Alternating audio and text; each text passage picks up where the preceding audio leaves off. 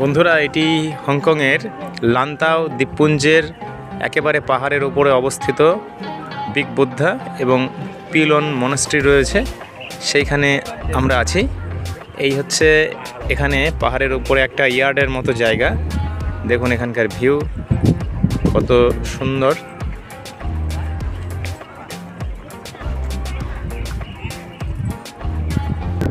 হাঁটা পথে উঠতে হবে এই ওপরে, প্রায় 260টার বেশি সিঁড়ি আছে। সিঁড়ি বেয়ে ওপরে রয়েছে দি বিগ বুদ্ধ স্ট্যাচু, ব্রোঞ্জের মূর্তি।